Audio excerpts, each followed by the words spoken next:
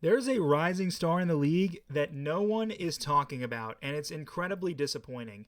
Alex Sarr had a bad summer league to start off his career, and it feels like the media only remembers this and doesn't talk about anything else. They remember this one summer league game and not a single other thing in the world. And that's a big problem, because when you really look at things, he had a decent rookie year, all things considered. You can see here he had about 13 a game.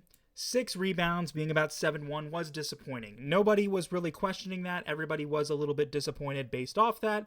But 27 minutes a game, he was a guy who came in raw offensively. And most importantly to note here, his blocks at 1.5 a game with only 2 personal fouls tells me he actually could have gone even harder for blocking in that situation as well. So I thought Alex Sarr had a bad offensive rookie year, but a promising defensive rookie year. Obviously, that 39% shooting was a problem as well. Now, the year that he has taken in year number 2, though, is nothing to sneeze at all. He's only playing 1 more minute, which is actually surprisingly low. I would have thought he would have been in that 35, 36-minute range because of how little size this team has, but Marvin Bagley has really emerged as a great backup. So Alex Sarr's minutes are down just a little bit more than I probably initially expected. But he's taking more shots and making more of them. He's more efficient. You can kind of see with some of the new moves he's picked up where he's driving to the basket. There's more dunks. There's less threes and more mid-range percentages as well, which is really nice. And if you take a look, he's taking 2 less threes and shooting the 3 ball better. And on top of it, his mid-range looks good. Everything looks good. He's actually taking, still in my opinion, 2 little free throws.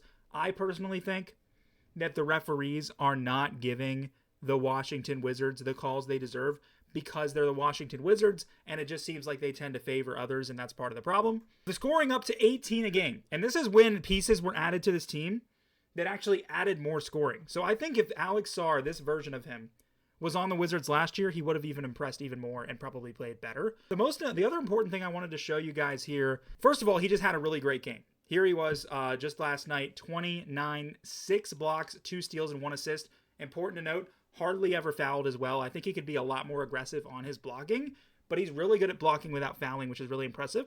And he did all of this in just 26 minutes. That's the impressive piece here. And I want to show you this graph as well. This is basically rim contest per 75 possessions and rim point save per 75 possessions. You can see how many shots a game Alex Sarr has to contest right here and how many he saves with how high he is up on the ladder here. The only ones better, Rudy Gobert, and I guess this is Wendell Carter, but that doesn't sound like his game. But at the end of the day, you can see the Magic don't get as many rim contests. I think Alex Sarr would be there if the Wizards' defense around him wasn't so atrocious.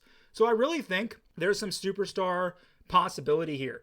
When you get a guy who is as young and as raw offensively as Alex Sarr is, and how he's turned it around so well, how he's already been somebody who was an above average defender from day one, is now putting it together to be an all-defensive type guy, on top of the fact that he's putting his scoring together. It's going to be a dangerous place to be in about 3 or 4 years when Alex Sarr comes to town to any team in the league, and I think he's got some incredible potential. He can do everything Victor Wembanyama does, just a little bit worse, but at the same time, in an ideal mold, in an ideal situation, he will develop into a lesser version of Wemby. He has a very similar skill set, and I wouldn't be surprised if we saw him put together a similar model to that, and he's going to be the foundational piece for the Wizards moving forward. Alex Sarr, he's the guy no one's talking about, and I highly recommend you pay attention to his game because he will be discussed in the future as the Wizards continue to improve